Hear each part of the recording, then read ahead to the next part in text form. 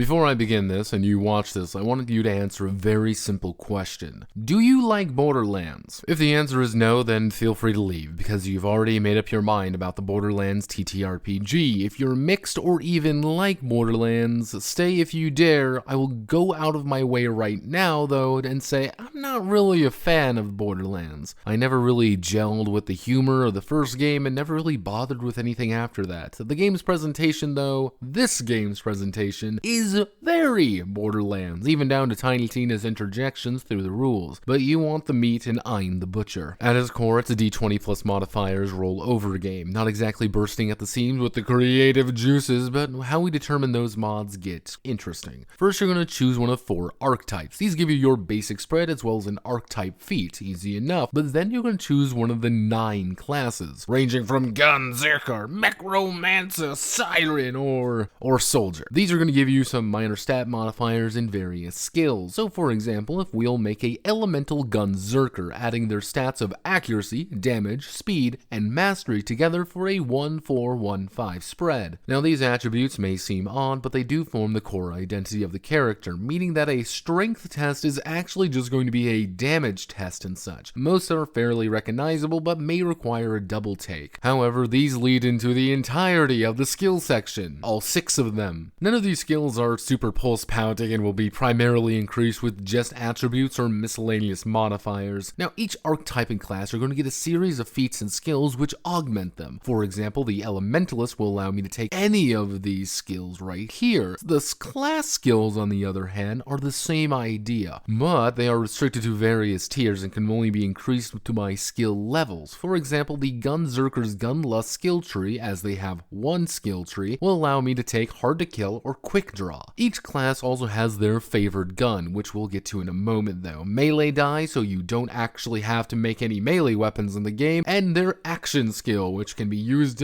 up to their mastery. Other classes have something unique to them, but only the Siren has more than 1 skill tree available, though many of the classes do boil down to their Borderlands counterpart, or just shoot a gun man faster, yes. But you want the main selling point, don't you? Guns! Gunzerkers! Gungans!